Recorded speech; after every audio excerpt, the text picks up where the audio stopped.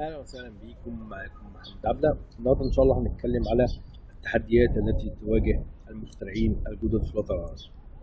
طبعا برضو من المناقشات مع المخترعين، كتير من المخترعين بيتوقع اللي فيه مشاكل عنده فرديه، لكن احنا عندنا مشاكل عامه. فمهم تعرف ايه المشكله اللي ممكن تواجهك كبدايه وكيفيه حلها. ويعني ان شاء الله هبدا انوه على كم نقطه كده، وان شاء الله يكون لها حلول نقدر نوصل لها، يعني بحيث ان انت تتخطى هذه العقبه وما تفتكرش ان انت لوحدك اللي عندك مشكله في النقطه دي، لكن الحاجات دي بتواجهنا ان شاء الله بنعديها. اول حاجه بتواجه المخترع، طبعا بحثت على شات جي بي تي عشان اساله ايه المشاكل، فهو اقترح بعض النقط كويس. لكن انا يعني في نقط تانية في دماغي غير اللي هي مكتوبه. فخلينا نتكلم على اول حاجه بيواجهها المخترع: التوجيه. انا برضو بفكر بتجربتي القديمه. زمان انا كنت افكر في الفكره وانا مش عارف قيمتها، هل هو اختراع ولا مش اختراع.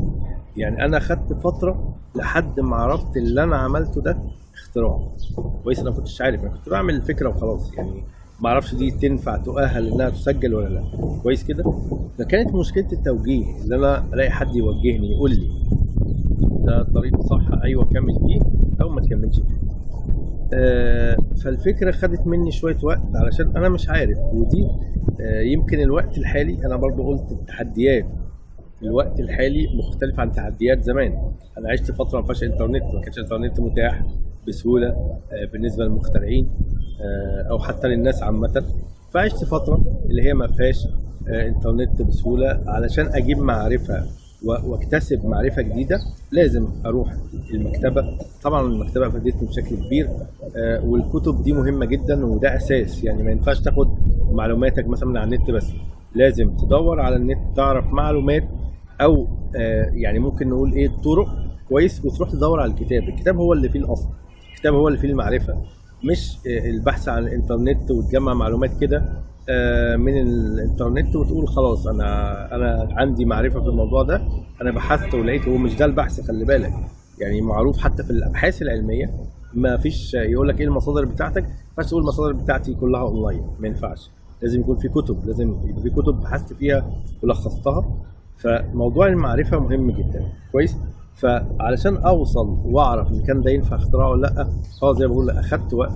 بس انت محتاج كم نقطه. اول حاجه تستشير دكاتره، تستشير ناس لها خبره كويس. ويعني يمكن الجزء هنقول خلاص دلوقتي يمكن محلول شويه، انت بسهوله تقدر تدخل على لينكد ان، ممكن تدخل على اي دكتور تساله حتى في الكومنت ولا حاجه، او تتواصل معايا تسالني وهكذا. وجود الاستشاره ده مهم جدا، يعني طبعا تكون محدد.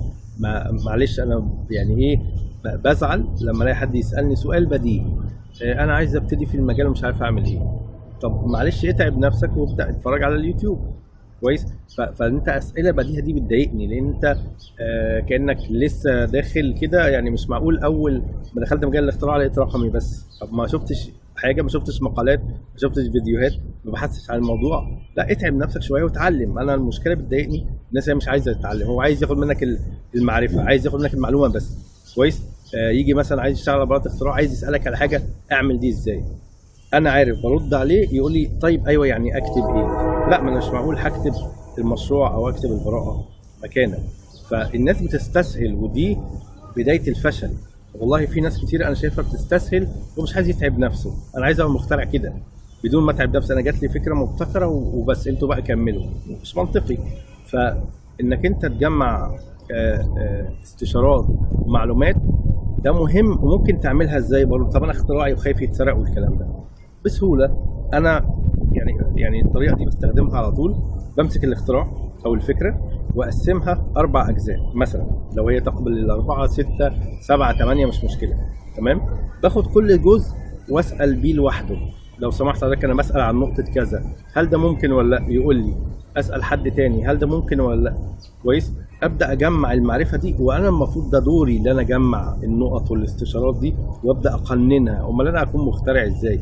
انت عايز تروح لحد تقول له انا فكرتي كذا، يا اما يقول لك او لا، ودي برضو فشل. ده نقطه فشل انت بتعملها.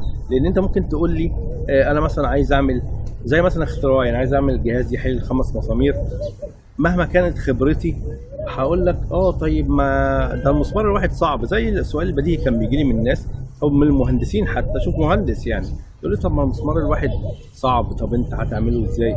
ابدا ادخل معاه في تفاصيل، لكن انا ممكن ارد عليك رد سريع اقول لك لا مش هتنفع. مين ادرى واحد بالفكره؟ انا. كويس. مين اللي هيتعب عشان ينجح الفكره؟ انا برضه. كويس. ففكره انك انت تستشير في الفكره بشكل مباشر، يعني انا بحط تحتها كام خط. لا، لازم تفكر انك انت ازاي تعرف تسال. لو مش عارف تسال انت هتكون سبب فشل اختراعك.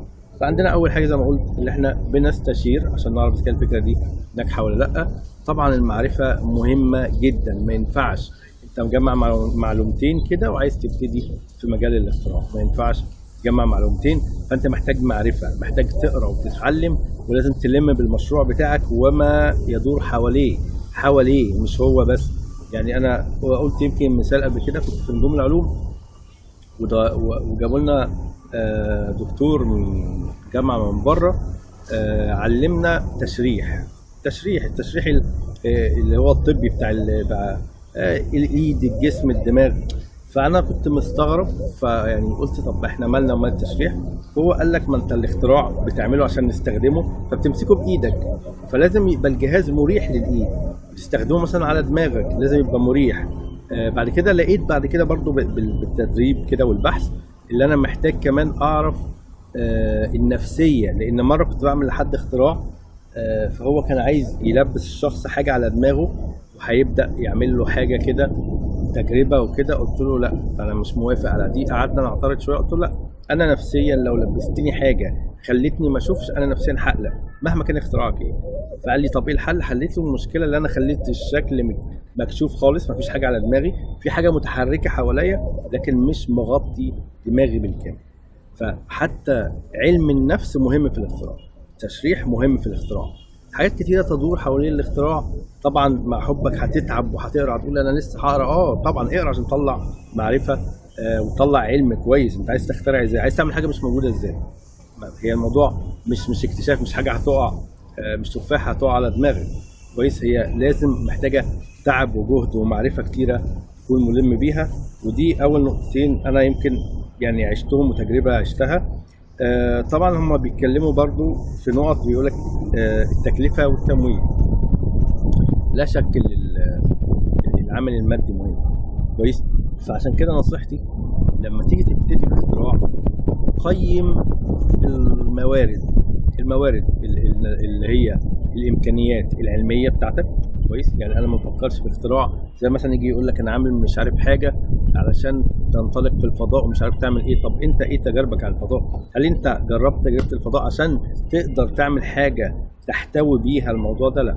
كويس. فلازم تقيم قدراتك انت العلميه. تاني حاجه لازم تقيم قدراتك الماديه، هتقدر تصرف على الموضوع ولا لا. ما يبقاش انا برضو افكر في حاجه انا عايز اعمل حاجه كذا، لا انا عايز حد يمولني. انت عايز حد يمولك عشان تجرب تجربه ربما تفشل، دي مصيبه. يعني انت عايز تشوف حد يديك فكرتي مثلا تتكلف 20 مليون. في ناس بتقول كده والله ده بيحصل. يعني عايز تتكلف 20 مليون، طيب خليني معاك وهقول لقينا حد هيديك 20 مليون، جربت التجربه وفشلت، ايه رايك؟ يعملوا فيك ايه؟ يسجنوك؟ حتى سجنك ده مش هيطلع 20 مليون. كويس. ففكره اللي انا افكر اللي انا اشوف حد يدعمني عشان اعمل تجربتي اللي انا مش ضامنها، اول حاجه مش هتلاقي، ولو لقيت هتبقى مصيبه عليك. وانا ارفض ده تماما، اللي انا حد يديني حاجه على مشروع انا ما جربتش فيه وعملتش فيه نموذج بنفسي. كويس. واقول يعني ربنا يسهل، لا هي بالحساب. يعني ربنا يسهل طبعا وكل حاجه، بس ما ينفعش كده انا عايز 20 مليون. طب انت هتسدهم ازاي افرض الفكره ما نجحتش؟ فاهم قصدي؟ فالنقطه دي مهمه جدا. فلازم تقيم الموارد بتاعتك اصلا، تشوف انت تقدر تدفع، تقدر تصرف على النموذج ولا لا. فبالتالي كانت نصيحه اشخاص ما شاء الله يعني قابلتهم زمان، قال لي بص اعمل فكره واحده من افكارك، تاني حاجه اعمل فكره انت تقدر تنفذها. مش هي لا انا عايز اعمل كده ومصمم على فكره كبيره جدا تكلفتها كبيره جدا، ولا لا انا عايز اعمل دي. ازاي هتعملها؟ مش هتعملها وهتتوقف. كويس. فده بالنسبه لموضوع التكلفه والتمويل، اللي انت لازم تقيم وتشوف انت هتبتدي ازاي، ويكون يعني الموضوع بالنسبه لك واضح بالحساب، واضح انت ده امكانياتك الفكريه تمام، امكانياتك الماديه تمام. بالنسبه للوقت، والله اللي عايز ينجح يوجد الوقت. يعني انا عارف ناس كتير هيقول لي لا اصل انا في الكليه، اصل انا عندي اصل شغلي. انا يعني علشان ادخل المجال ده، انا بقيت مثلا اخلص شغلي كويس، كان يوم الاحد بالنسبه لي مثلا، كان اعتقد كان يوم الاحد، يوم الجمعه، اي وقت الاقي فيه مناسب، مثلا يوم اجازتي اخده كله في المكتبه. ده معرفه، تجميع معرفه. اقعد بقى من بعد ما ارجع مثلا من الشغل بالليل، اقعد اشتغل مثلا، واوقات مثلا اقعد من بعد الفجر للصبح، او العكس اقعد مثلا. دلوقتي مثلا انا شايف الفتره القويه جدا اللي هي فيها تصفيه ذهن رهيب، الممتازه، قبل الفجر، ممكن من ساعتين 3 كويس. يعني انا ما بسهرش في الغالب، ما بسهرش واقعد للفجر، لانك انت ممكن ما تقدرش تكمل الفجر، بس ما قبل الفجر وتصلي الفجر ده ممتاز جدا كويس. وفي اوقات كنت بقعد من بعد الفجر للصبح، بس دي برضه احس فيها مشقه شويه، لكن الفتره دي فتره فيها تصفيه ذهن وفكر، فتره جميله جدا كويس. فبوجد الوقت غصب عن اي حد. انا عايز انجح، يعني انت عايز تنجح هتوجد ولا لا؟ هتوجد وقت غصب عن اي حد، هتوجد الوقت. ما لا اصل شغلي اصل كذا، انت اللي عايز تنجح، فمحدش يهمه خالص نجاحك غير نفسك كويس. فايجاد الوقت انت هتقدر تتصرف فيه، ولازم تتصرف انك انت تشوف وقت مناسب للدخول، او طبعا انك انت تاخد اتجاه الاختراع والابتكار. طبعا عندنا البراءة والحماية القانونية، ودي طبعا خليني اقول لك في جزئين عندنا فعلا. جزء البراءة ويمكن انا شرحته او بسطت لكم شوية، فيعني اعتقد ما عندكش حجة في شوية في موضوع البراءة. هي دي الملكية الفكرية بتاعت اختراعك، هي دي شهادة ميلاد اختراعك، فدي اساسية في بداية الطريق. انت بتبتدي ان شاء الله لازم تعمل براءة اختراع، ده اولا كويس. تاني حاجة الحماية القانونية، ممكن تستشيرني، لان انا تستشيرني بقول له تعمل كذا. اول حاجه طبعا بتعمل اتفاق سريه مع اي حد بتشرح له اختراعك، يعني دي معلومه ببساطه كده. ممكن تستشيرني، بس انا بتستشيرني وبقول لك شوف محامي، هو ده الحل. فما تقلقش من الجزء ده، يعني انت مش محتاج انك انت تدرس. انا قريت على فكره في القانون عشان ابقى فاهم، عشان كنت عايز اعتمد على نفسي حتى لو معيش محامي، لان ممكن تصادف تقابل مستثمر بره، فانت مش عارف تجيب محامي دلوقتي، او مش جاهز انك انت تجيب محامي. فانا لازم ابقى فاهم بعض المعلومات القانونيه يعني. وزي ما قلت برضو قبل كده، يعني الحمد لله برضو الواحد يحب يكون عامل اعداد كويس. مره كنت مسافر بلد، احب اقرا في القانون بتاع، بعرف ما ينفعش تعمل حاجه غلط فتضر نفسك، فده نظام المفروض تمشي بيه. فتعرف ممكن تقرا، يعني مفيش مشكله انك تقرا شويه على القانون، تفهم يعني ايه قانون الملكيه الفكريه، تفهم يعني ايه القانون بتاع العقود، يعني يبقى عندك شويه معلومات. بحيث ممكن تقابل محامي ضعيف، ممكن تقابل محامي مش فاهم فيضرك، بتحصل صح كده. فلما انا حتى بقول عشان اعالج الجزء ده، بقول لك خبرتي وبقول لك شوف محامي. والله لو عايز المحامي يتناقش معايا واقول له وجهه نظري وهو يقول لي وجهه نظره، بس يعني نحاول نوصل معاه الحل. فده برضه نقطه مهمه. طبعا النقطه برضه اللي هم قايلينها المنافسه ممكن نقول قويه الى حد ما، لكن برضو انا كنت يعني الحمد لله كنت متفائل بحاجه. يمكن لو شفت فيديوهاتي وقت او يعني كانت بدايه فيديوهاتي يمكن بعد كورونا، انا وقتها يعني كنت بقول انا متفائل في جزء اللي انا كمان لما رحت الامارات، كنت بعمل مشروع هناك، اختراع هناك، ولقيت اللي هي الشركات الدوليه فاتحه هناك ومستمره. طبعا البلاد الاجنبيه معظمها قفلت وكانوا خايفين ينزلوا اصلا، مش بيشتغلوا. احنا يمكن في الوطن العربي بدات الناس تتحرك وتشتغل، في ناس صفت شركاتها، المستثمرين نفسهم صفوا شغلهم اللي بره، فبدا يبقى في الوطن العربي في ناس بتدور على افكار مبتكره. فلا دلوقتي في ناس اكتر من زمان بكتير، في ناس عايزه تدخل في مجال الاختراع وتستثمر، يقول لك بدل ما انا سايب فلوسي بره في البنك انا اجرب. وفي فعلا ناس كسبت مكاسب يعني خرافيه من الاستثمار، من الناس اللي في الوطن العربي كسبوا في استثمار مع المخترعين كويس. فالحمد لله يمكن الجزء ده اتحرك شويه، فالمنافسه موجوده بين المخترعين، لكن اقدر اقول في فرص يمكن انت مش عارف توصل لها قوي، لكن ان شاء الله توصل. يعني فاهم قصدي؟ انا برضو زي ما قلت قبل كده بعمل محاولات، ان شاء الله نحاول نوصل لحد او نوصل لحاجه بشكل رسمي، اوقات بقابل تجارب يعني بجربها الاول او اتاكد من الشخص ده هل هو يقدر، عنده خبره. ما الخبره مهمه برضه، مش معاه فلوس بس، لو عنده خبره عشان ما يضيعنيش وفي الاخر يحملني الفشل بتاعه. كويس.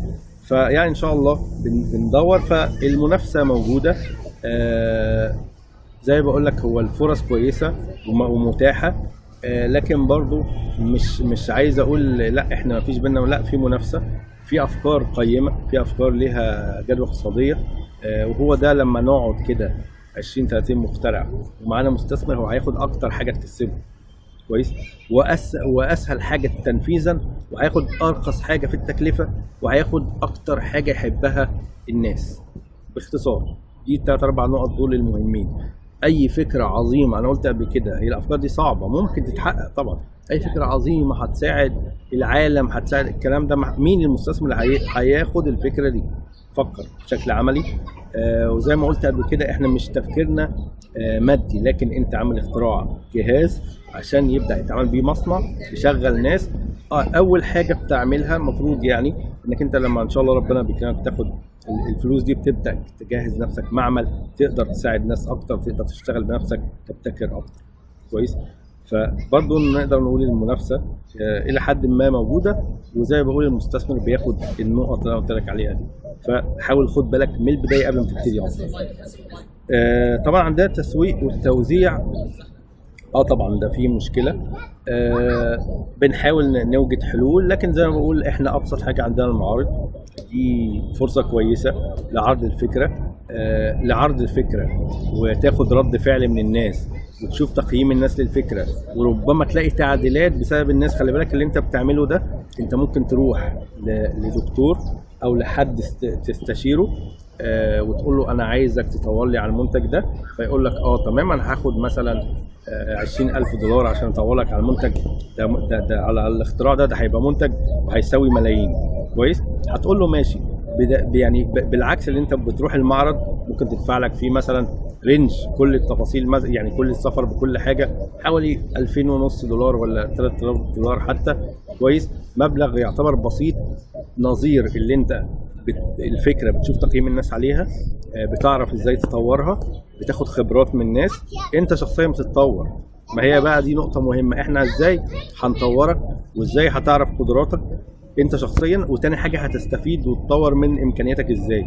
كل الكلام ده عشان يحصل في 5 ايام ده مستحيل. عشان تلاقي حد تستفيد منه في الفتره دي، يعني الدكاتره نفسهم اللي معانا بنقابلهم في المعارض، يعني في دكتور انا قلت له واي حد يبقى عارفه، انا مش عايز اقول على اسمه، يعني انا مستحيل اعرف اقابله في مصر، مستحيل، يعني مستحيل اعرف اقابله في مصر ولا اخد منه استشاره. مع ذلك تقعد معاه في المعرض تستشيره وتساله ويفيدك بمعلومات كتير. فموضوع المعارض طبعا زي ما بقول هي مهمه جدا لينا، بتساعدنا بشكل كبير، تستفيد في فتره قليله 5 ايام او 6 ايام بالكتير. كويس. عندنا نقطه تانية وهي التغيير اللي بيحصل في التكنولوجيا، ودي نقطه مهمه علشان بس ما تبقاش انت متاخر. يعني صعب قوي لما انا اقعد اخترع حاجه وهي قديمه، دي برضو مشكله. لازم تكون متابع للتكنولوجيا اللي انت بتشتغل عليها، لازم كل يوم انا عارف ايه الجديد، لازم كل يوم انا متابع ايه الجديد. لكن فكره ان انت تخترع حاجه وقافل على نفسك ومش عارف ايه الجديد، انا كل يوم لازم بعمل سيرش، طبعا ده شغلي. كويس. لكن لما تلاقي نفسك اللي انت الموضوع بيتطور والفكره اللي انت عاملها بالشكل ده وعاملها بالزراير بقت تاتش وكمان بقت بالموبايل، وانت لسه اصلا بتكمل في الفكره بتاعتك، لا فكر في الواقع، فكر المنتج ده هل لما ينزل هيتباع ولا الناس هيقول لك لا ده منتج قديم وانا لسه هربط مسامير بايدي ولسه هعمل حاجه مانيوال. لا انا عايز كهرباء. يعني انا لما عملت اختراعي في الفتره اللي انا عملتها مانيوال. كويس. بعد كده لما انا بدات الاقي اللي احنا دخلنا في التكنولوجيا قلت لا ده بالكهرباء، هو ينفع مانيوال وينفع كهرباء بس. فالفكره يعني في نقط تانية ان شاء الله مش عايز بس عشان الفيديو ما يطولش. في تحديات بتقابلنا، لو عندك تحديات ممكن تكتبها ان شاء الله ممكن نرد عليها. لكن اللي اقصده الطريق مش سهل، الطريق مش ممهد، ما حدش بيكسب بالصدفه، مفيش حاجه اسمها صدفه. مفيش حاجه اسمها حظه حلو. الموضوع مش كده والله، ولا حظ ولا صدفه، ولا هي بالمعرفه ولا بالعلاقات ولا بالكلام ده، ولا مثلا تعرف فلان ده وزير او كده هيساعدك. انت فكرتك هي اللي هتساعدك، امكانياتك هي اللي هتساعدك. مهما كنت امكانياتك في الفكره بتاعتك دي متميزه، محتاج تستشير. يعني انا ما ينفعش ابقى انا اقول لا لا لا انا جمعت كل المعرفه، ما ينفعش الكلام ده. لازم تكون عندك اقتناع ان انت تستشير وتعرف وجهه نظر اخرى تستفيد منها وتضيفها في اختراعك. اتمنى يكون الفيديو عجبكم، اشكركم والسلام عليكم ورحمه الله وبركاته.